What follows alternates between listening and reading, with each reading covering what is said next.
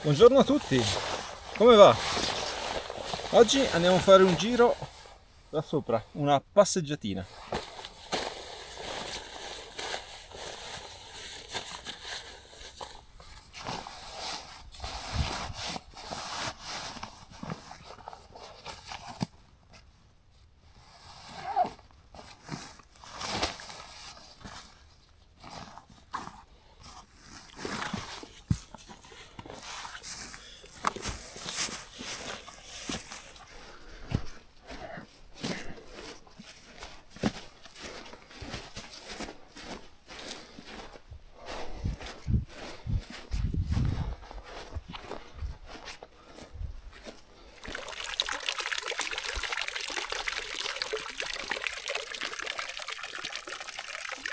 In questo momento mi trovo all'Alpe La Piana in Valle Anzasca, un bellissimo alpeggio che potete vedere alle mie spalle. Voglio raggiungere la Croce del Cavallo, un grande classico. Sarei potuto proseguire un po' di più con la moto, ma il terreno è ghiacciato perché è arrivata questa prima ondata di freddo decisamente intensa e sottomedia, che secondo me non durerà poi più di tanto, perché se il trend è quello degli ultimi inverni non durerà più di tanto. Comunque sta di fatto che abbiamo già a fine novembre gelate abbastanza rilevanti. Di neve, come potete notare, ne ha fatta davvero pochissima, quasi nulla. Credo che per minimo un paio di settimane sarò limitato ai video con la Action Cam, perché ho fatto un danno alla fotocamera. Nell'ultimo video ho fatto delle riprese sotto la pioggia, mi sono dimenticato di proteggere la fotocamera dall'acqua e si è danneggiata. Ora è in assistenza e prego che il danno non sia rilevante, perché stiamo parlando comunque di attrezzatura molto costosa e un danno alla fotocamera potrebbe, allora, nella migliore delle ipotesi, secondo me 200 euro a salire verso l'infinito. E quindi niente, attendo con un minimo di speranza il preventivo. Questo per dirvi, per farvi capire che quando noi youtuber chiediamo il supporto, che non è necessariamente un supporto di richieste, di donazioni e robe di questo genere, che io normalmente non faccio, cioè se uno vuol fare lo fa, chiedo di comprare il libro, va bene, ma anche lì a me obiettivamente, parliamoci chiaro, in tasca non entra praticamente nulla.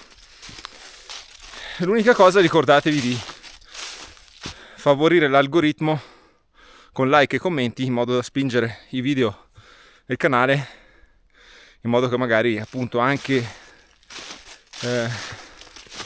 il lavoro possa essere ripagato per quel minimo, perché uno pensa che fai 15.000 visualizzazioni, 20.000 visualizzazioni, fai un sacco di soldi, non guadagni un cazzo. Questa è la realtà dei fatti. Se non ci fossero gli sponsor che ogni tanto entrano e propongono prodotto da recensire a pagamento e così via, non si guadagnerebbe praticamente nulla. E qualcuno qui, immagino, come al solito, dirà: cosa vuoi? Alla fine ti diverte a fare video. Sì, ti diverte a fare i video, è vero, mi diverto ancora a fare i video, ma mi divertivo anche quando suonavo, ad andare a suonare nei locali per una birra e un panino, ma poi a un certo punto mi sono stufato di fare tutto questo lavoro di andare, montare casse, amplificatori, stare lì nottate intere per il nulla praticamente, e quindi niente, insomma, ogni volta che succede un danno di questo tipo è un po' demoralizzante, perché si vede un po' sfumare tutto quel poco di margine di guadagno che si poteva avere, magari, che si poteva utilizzare per progetti nella baita magari extra. Non è la prima volta che faccio danni alla fotocamera. Una volta mi è caduto un ramo che me l'ha spaccata in due, un'altra volta è caduta sui sassi, e quindi è una cosa che può capitare. Non tutto va come vorremmo andasse, no? È normale. Come anche per esempio i miei video dell'Argentina. Ma voi vi immaginate quante ore ho speso per editare quei video lì e per fare le riprese di questo viaggio, che sapevo già obiettivamente che non avrebbe riscosso un grande successo, perché d'altronde voi, il mio pubblico, volete un certo tipo di contenuti e siete interessati a quello, quindi contenuto della baita, quindi quello. Però diciamo che artisticamente parlando diventa poi monotono continuare a fare sempre lo stesso contenuto, ed è questo il motivo per cui mi piace variare e cambiare, in modo da avere sempre benzina, per evitare che diventi ripetitivo come una catena di montaggio in cui sì, ok, sai che una cosa funziona, però poi rischi che non ti piaccia più farla quella cosa lì. Quindi l'alternanza rende il tutto molto più divertente.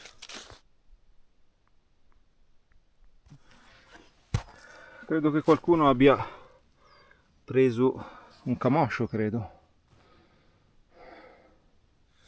Ed oggi vorrei parlare dell'argomento off-grid, vita in natura, che è sempre un argomento con un focus molto forte. Molto spesso vedo video che generano tantissime visualizzazioni relativi al vivere con poco, vivere senza bollette, vivere in natura. E è ovvio che c'è moltissima curiosità su questo argomento. Delle volte si ha l'impressione di vivere in un sistema che è stato calato dall'alto, deciso dall'alto, in cui noi siamo incasellati in dei ruoli. Quindi nasciamo con l'idea del lavoro fisso, della casa e così via. Tutto quello che ne consegue.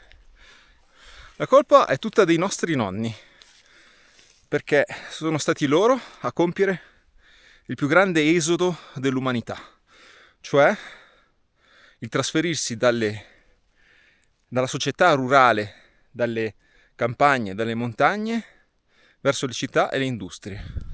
Perché lo hanno fatto se quello stile di vita era così bello? Perché evidentemente non era così bello. Quando c'è stata l'opportunità di guadagnare di più, mangiare meglio, potersi curare e faticare meno, e avere qualcuno che pensasse per esempio ai nostri bisogni come riscaldamento, acqua, pagando una quota, hanno preferito questo. La maggior parte, non tutti, ma penso facciamo il 90%, tutti hanno abbandonato questi contesti per uno stile di vita più comodo, e da lì è partito tutto. Quindi quando pensate alla frustrazione di dover pagare le bollette, giustamente perché poi c'è un discorso speculativo in cui insomma qualcuno se ne approfitta, però dovete considerare che dietro c'è il lavoro che qualcuno fa per voi e che altrimenti avreste dovuto fare. Significa che per la corrente elettrica qualcuno ha messo i pali, i cavi, fa la manutenzione, gestisce tutto e ci specula. La stessa cosa per il gas e così via. Un tempo nelle case di una volta non c'erano 20 gradi costanti, ce n'erano pochi, davvero pochi, e al massimo ci si scaldava di fronte alla stufa, quindi non era l'ambiente caldo, era la stufa che scaldava un singolo ambiente, quindi un livello di comfort totalmente differente. Inoltre, questo ve lo posso dire anche per esperienza personale, in quanto possessore di baita off-grid che recupera acqua dal torrente, luce dal fotovoltaico e riscaldamento dalla legna. Vi posso dire che non pago bollette, ma mi faccio un gran culo a raccogliere la legna in giro per il bosco, accatastarla, spaccarla, farla stagionare se non è legna caduta in giro per il bosco, trasportarla ogni volta all'interno della baita e continuare in questo iter operativo che a me piace un sacco, perché a me piace far fatica, ma se dovessi dare un valore economico alla legna che raccolgo e accatasto e che utilizzo, sarebbe un valore più alto di magari 150 euro di bolletta al mese, credo, indicativamente, senza parlare di cifre. L'acqua, recuperandola da un torrente, c'è sempre qualche problema, periodi di siccità, la sorgente che gela, i tubi che gelano in inverno, quindi disagi e problematiche continue, manutenzione che deve essere fatta personalmente o al massimo con chi condivide con me la tubazione dell'acqua. E per quanto riguarda l'impianto fotovoltaico, ok, io sono stato fortunato perché ho ricevuto degli impianti fotovoltaici, degli accumuli nel corso degli anni, ma se dobbiamo comprare tutto da zero si parla di un bel investimento. È vero che poi va avanti tanti anni, quindi si ammortizza tranquillamente e poi va molto in base alle proprie esigenze, perché si può volere di più o anche accontentarsi. C'è anche chi la corrente non la utilizza minimamente, c'è chi va a candele e gli piace questa atmosfera, quindi non è un obbligo, ecco. Però stiamo parlando comunque di una cosa che, vedete, anche qui ha un prezzo da pagare. Quindi in sostanza questo sistema sopperisce al lavoro che noi non facciamo, non vogliamo più fare, quello di procurarsi le risorse arrangiandosi con la propria forza fisica.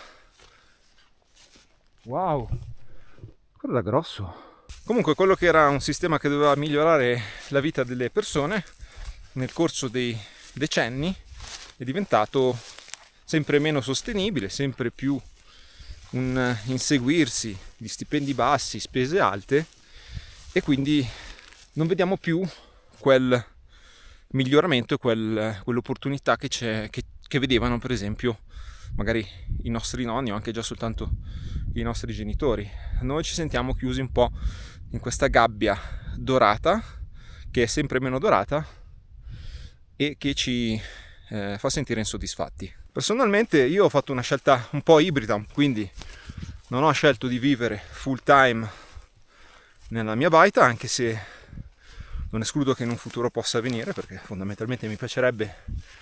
Nella mia baita ormai non manca praticamente nulla, è sostenibilissima per tutto l'anno, però ecco, riesco anche ad apprezzare le comodità, alcune comodità della società moderna, e ottimizzando comunque i costi, proprio perché parte del mio tempo lo passo off grid e parte del mio tempo lo passo in casa andando a lavorare come tutti quanti. Un piccolo racconto reale del nostro passato qui, della zona, che ci fa capire come proprio la mentalità di un tempo fosse completamente diversa rispetto a quella di oggi. I pescatori del Lago d'Orta. Un tempo al Lago d'Orta c'erano delle famiglie che vivevano di pesca, era un lago pescosissimo, quindi c'erano delle imbarcazioni con le reti e pescavano pesce in abbondanza e vivevano di quello.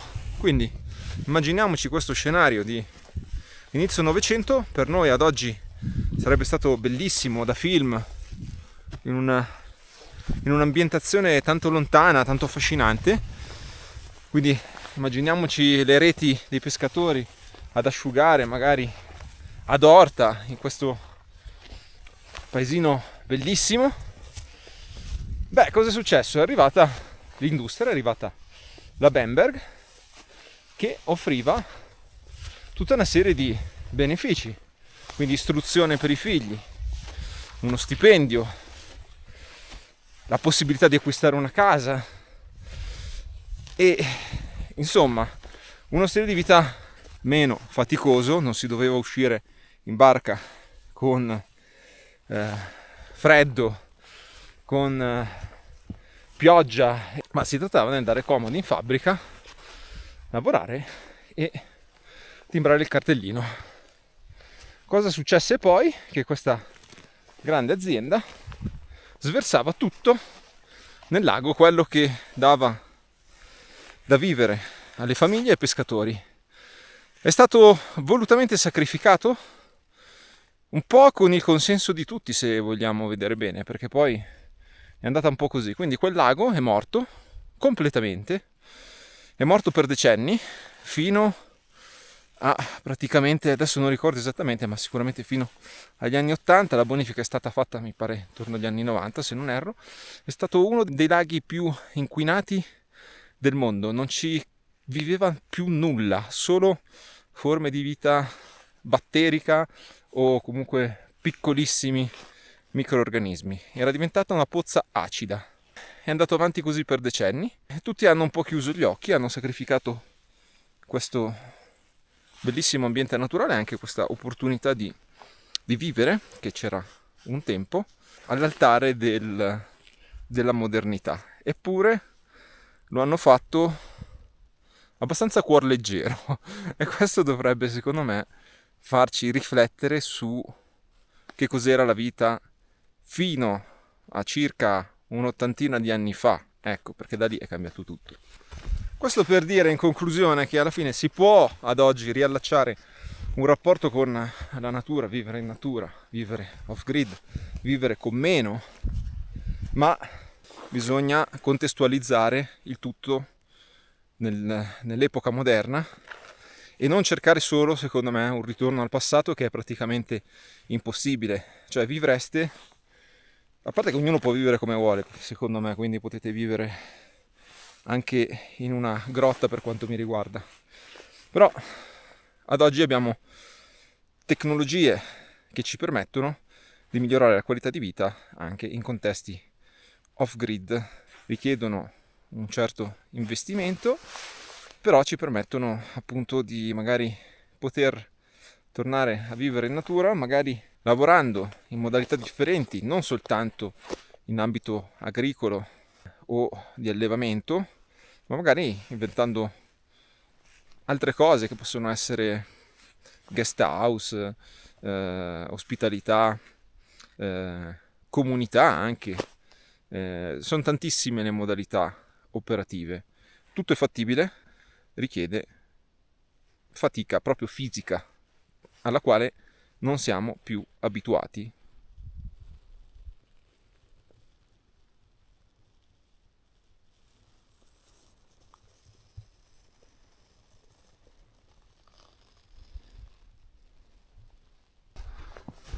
Ed eccomi arrivato alla Croce del Cavallo, sempre bello. Qui siamo, vi dico subito, a 1904 metri. Gelo ma niente neve.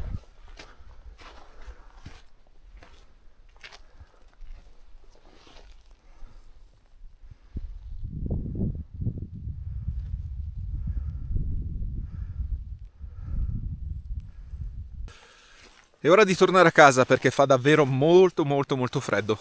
Mi sono fermato 10 minuti per mangiare un pezzo di pane e mi si stanno congelando le mani. Iscriviti al canale, mettimi un like e lasciami un commento. Ci vediamo alla prossima, sperando insomma di riavere tra le mani la mia fotocamera e di registrare qualcosa dalla baita. Ciao a tutti, alla prossima!